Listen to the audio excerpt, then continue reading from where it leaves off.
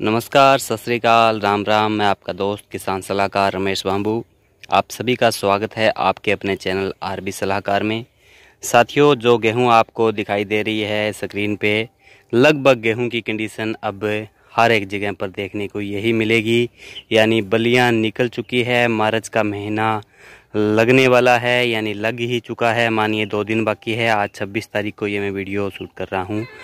तो साथियों, इस बार मौसम में काफ़ी गर्मी है, ये आप सब एनालाइज कर सकते हैं, क्योंकि अभी के समय में हमारे को ये जो गर्मी है ये इसका संकेत है कि गेहूं की पैदावार पे बहुत बड़ा फ़र्क पड़ सकता है। लेकिन ये फ़र्क न पड़े और हमारी गेहूं की पैदावार हमारी सोच के मुताबिक अच्छी हो, अच्छी पैदावार अगर आप लेना चाहते हो तो साथियों इस वीडियो को स्किप न करें, इस वीडियो को लास्ट तक ज़रूर देखिएगा। क्योंकि किसान हो तो 5-7 मिनट का समय आप निकाल सकते हैं, क्योंकि पैदावार हर एक किसान ज़्यादा लेना चाहता है। लेकिन ज़्यादा गेहूं की पैदावार लेना चाहता है, उससे कहीं ज़्यादा बढ़िया है कि वो कैसे ली जा सकती है, यह सीखना। साथियों, बात करेंगे कि अभी मार्च का महीने में हमारे को गेहूं में किन किन बातों का ध्यान रखना है, ज़रूरी जो हमारे को अभी किन बातों पे गौर करनी है।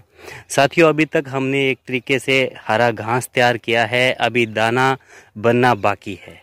यानी साथियों, अभी तक एक तरीके से दूल्हे को तैयार किया है, फेरे नहीं हुए हैं। तो यही बात सेम है कि अभी तक हमने हरा घास तैयार किया है। अभी इस जो बल्ली है इसके अंदर साथियों बिल्कुल नरम है, क्योंकि अभी इसके अंदर कुछ भी नहीं है। इसके अंदर दूधा बनना अभी शुरू होगा, अभी इसमें दूध की मात्रा है वो बननी शुरू होगी, और दूध के बाद साथियों जो दाना है वो दाना बनेगा। और साथियों, आप सब खेती करते हैं और एक्सपर्ट भी हैं, बड़े सूझबूझ किसान हैं, क्योंकि सूझबूझ अगर एक्सपर्ट किसान हैं तभी आप इस वीडियो को देख रहे हैं। अदरवाइज़ तो लोग खेतीबाड़ी की वीडियो नहीं देखते, कुछ और ही देखते रहते हैं। तो मैं आपको बिल्कुल समझदार किसान कहूँगा। साथियों, आपने देखा होगा कि जो ये गेहूँ की बल्ली है इसकी 3 स्टेज है। ये नीचे का हिस्सा है, ये बीच का हिस्सा है और ये ऊपर का हिस्सा है। कभी गौर करना साथियों कि बीच के हिस्से में जो दाना बना है क्या वो ऊपर के हिस्से में भी उसी समान बना है, या नीचे का जो हिस्सा है क्या उसमें भी उसी समान बना है। ये कभी नहीं होता है। लेकिन अगर आपको ये सेम करना चाहते हैं कि ऊपर से नीचे तक गेहूं का जो दाना है वो एक समान हो, यानी साथियों बीच का जो दाना होता है गेहूं की बल्ली का, मैं आपको बताना चाहूँ कि जो ये बीच का जो जगह है, ये बीच का जो स्टेप है गेहूं की बल्ली का, इसमें दाना अच्छा मोटा दाना बनता है, अच्छा बढ़िया दाना बनता है। इसमें कोई भी प्रॉब्लम हम कहें कि नहीं होती है। लेकिन ऊपर की जो बल्ली है उसमें दाना जो है साथियों वो छोटा बनता है, और कभी कभार ऐसा होता है कि नीचे की बल्ली के अंदर जो 3-4 ये अपने जो इसको क्या बोलते हैं अभी दिमाग से निकल गया, जो पंखड़ियां हैं नीचे की, उसमें साथियों दाना बन ही नहीं पाता है। तो आज इस वीडियो में हम जानेंगे कि ऊपर से नीचे तक बल्ली में दाना किस सब तरीके से बन सकता है। सबसे बड़ा तो साथियों कि मौसम की बड़ी लग रहा है जिस तरीके से मार पड़ने वाली है, क्योंकि अभी काफ़ी ज़्यादा गर्मी का सामना करना पड़ रहा है। लेकिन इससे किस तरीके से बच सकते हैं साथियों? मौसम के साथ लड़ने की क्षमता, मतलब हम जब गर्मी लगती है ना तो फ़ैन ऑन करते हैं, पंखा चलाते हैं भी कुछ हवा लगेगी। उसी तरीके से इस गेहूं के लिए भी जो फ़ैन है, जो इसके साथ लड़ने की क्षमता है, ताकत देती है, वो होती है साथियों पोटाशियम। तो आप बिना सोचे समझे एक इसमें पोटाशियम की स्प्रे अवश्य निकालिए। अगर आपको लिक्विड पोटास मिल जाती है, पोटास मोबिलाइजिंग बैक्टीरिया के नाम से आते हैं, उसमें पोटास की मात्रा भी होती है, अगर वो मिल जाती है तो सोने पे सुहागा है। अगर वो नहीं मिलती है साथियों तो आप 0050 नाम के से NPK आती है अलग अलग कंपनियों की, तो एक स्प्रे आप 100 से 125 लीटर पानी के अंदर प्रति 1 एकड़ के हिसाब से 1 किलो पोटाशियम का इस्तेमाल ज़रूर करें।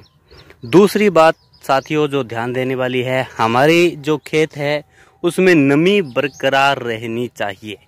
अगर आपका खेत साथियों इस कंडीशन में आके अगर सूख रहा है, उसमें पानी लगाने में आप देरी कर रहे हैं, तो साथियों ये सीधा फ़र्क जो है आपकी गेहूं की पैदावार पे पड़ने वाला है। तो साथियों ये गलती बिल्कुल भी नहीं करनी है, क्योंकि इस पे आपको जो नमी बना के रखने का काम ज़रूरी करना है, क्योंकि ऊपर से गर्मी का मौसम है, गर्मी स्टार्ट हो चुकी है। और नीचे से अगर आप इसको सोके की इस कंडीशन में आएगी तो साथियों वो कहते हैं ना, हवा निकल जाएगी इसके अंदर से, उखेड़े की समस्या है वो आ जाएगी, तो उसमें कुछ भी दाना नहीं बन पाएगा। तो उसमें नमी बरकरार रखनी है। लगभग साथियों आपको 15 से 20 मार्च तक पानी उसमें नमी बरकरार रखनी है। उसके बाद में चाहिए नमी कम होगी तो गेहूं अपने हिसाब से जो तना है उसके हिसाब से भी पकाव ले लेती है।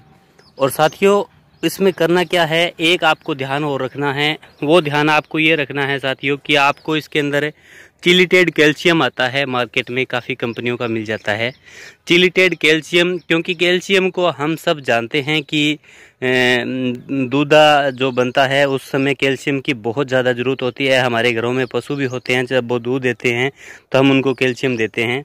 तो साथियों कैल्शियम की बड़ी ख़ास तौर पर जब ये कंडीशन होती है, गोववस्था जिसे बोलते हैं, उस समय बहुत ज़्यादा ज़रूरत होती है। तो आप चिलीटेड कैल्शियम 150 से 200 ग्राम तक चिलीटेड कैल्शियम की डोज होती है लगभग, जो 20% चिलीटेड कैल्शियम मिलता है आपको, ठीक है। तो आपको एक कैल्शियम का स्प्रे भी NPK 0050 करो तो उसके साथ आपको ज़रूर मिलाना है। और साथियों अगर आप चाहते हैं कि आपकी गेहूं थोड़ी सी खुराक के समय में हम कमज़ोर रह गई थी, हम बहुत ज़्यादा इसमें ध्यान नहीं दे पाए, लेकिन अभी भी हमारे पास समय है साथियों, कहते हैं कि अभी भी हम उस सुधार कर सकते हैं, तो आप उसके अंदर साथियों max power, max crystal, max power consortia ऐसे करके कुछ 2-3 प्रोडक्ट आते हैं, उनमें से कोई भी एक प्रोडक्ट, सारे नहीं साथियों, अगर आप मैक्स क्रिस्टल ले रहे हैं तो बहुत बढ़िया है, अगर आप मैक्स पावर कंसोर्टिया ले रहे हैं तो बहुत ही ज़्यादा बढ़िया है। वही आपको सिर्फ मात्र 3 ml पर 1 लीटर वाटर, यानी साथियों 1 लीटर पानी के साथ 2 से 3 ml आप इनमें से मैक्स पावर ले लीजिए, कंसोर्टिया ले लीजिए या क्रिस्टल ले लीजिए। 2 से 3 ml 1 लीटर पानी के अंदर, अगर आप 100 लीटर पानी डाल रहे हैं तो साथियों 250 ml आप प्रति 1 एकड़ के हिसाब से इस्तेमाल करेंगे तो आपको 10 से 12% पैदावार जो गेहूं की है एक्स्ट्रा मिलेगी। ये मैं आपको गारंटी के साथ कह सकता हूं। साथियों जो आप गेहूं इस वीडियो में देख रहे हैं ये 100% ऑर्गेनिक है, क्योंकि कुछ किसान सोचते होंगे कि यार ये तो गेहूं जो दिख रही है कमज़ोर दिखाई दे रही है। साथियों ये राजस्थान की 1482 वैरायटी है, वो वैरायटी है। मैं खुद अपने खेत में खाने के लिए जो गेहूं हैं वो ऑर्गेनिक करता हूं पिछले काफ़ी सालों से। तो ये ऑर्गेनिक गेहूं है साथियों, इसकी बल्ली कुछ दिन बाद लाल हो जाएगी और ये ऑर्गेनिक है। और जो इधर का खेत अभी सूरज का प्रकाश है शायद दिखाई नहीं देता होगा, तो ये साथियों नॉर्मल गेहूं है। तो आपको ये 2-3 बातों का ख़ास तौर पे ध्यान रखना है कि एक तो NPK 00 पोटास का एक स्प्रे करना है। दूसरी बात साथियों अगर आप कैल्शियम का इस्तेमाल करते हैं तो बहुत बढ़िया है। और तीसरी बात साथियों अगर आप इन 3 जो आपको मैंने बताया, मैक्स पावर, मैक्स क्रिस्टल या मैक्स पावर कंसोर्टिया NPK, उसमें NPK भरपूर मात्रा में होता है, उनमें से किसी एक का इस्तेमाल करके आपको अपने खेत में स्प्रे करनी है। और दूसरा साथियों सबसे ज़रूरी जो था, ज़मीन में नमी बना के रखने का काम आपको ज़रूर करना है, नमी बनाकर ज़रूर रखनी है। तो ये काम करने से साथियों आपकी गेहूं की पैदावार 10 से 15% तक आप एक्स्ट्रा ले सकते हैं। मौसम के साथ लड़ने की क्षमता उसको दे सकते हैं। मार्च में ख़ास तौर पर ध्यान रखने वाली ये ज़रूरी बातें मैंने आपके साथ शेयर की। आपको कैसी लगी? आपका कोई कीमती सुझाव हो, आपकी कोई शिकायत हो, कोई चीज़ और पूछना चाहते हो तो साथियों आप हमें कमेंट अवश्य करें। मैं आपके कमेंट का इंतज़ार करूंगा और उसका जवाब भी आपको दूंगा, आप जिस तरीके से पूछेंगे कोई चीज़। और साथियों आगे हम इसी चैनल के ऊपर आने वाली फसलें उन पर भी बड़े विस्तार पूर्वक चर्चा करेंगे, उनकी वैरायटी पे बात करेंगे। नरमे की खास तौर पर कॉटन की बात करें तो कॉटन हमारे को कौन सी बिजाई करनी है, उसकी ज़मीन किस तरीके से तैयार करनी है, या धान की बात करें साथियों तो धान किस तरीके से करना है, गवारा किस तरीके से करने हैं। जो भी आगे आने वाली साथियों फसल है उस पर भी हम विस्तार से चर्चा करेंगे। तो आप हमारे साथ बने रहें आरबी सलाहकार के साथ। आरबी सलाहकार यूट्यूब चैनल को आप सब्सक्राइब नहीं किया है तो सब्सक्राइब जरूर कर लें, और सब्सक्राइब किया हुआ है तो आप सबका बहुत बहुत धन्यवाद। मैं आपका दोस्त किसान सलाहकार रमेश बांबू।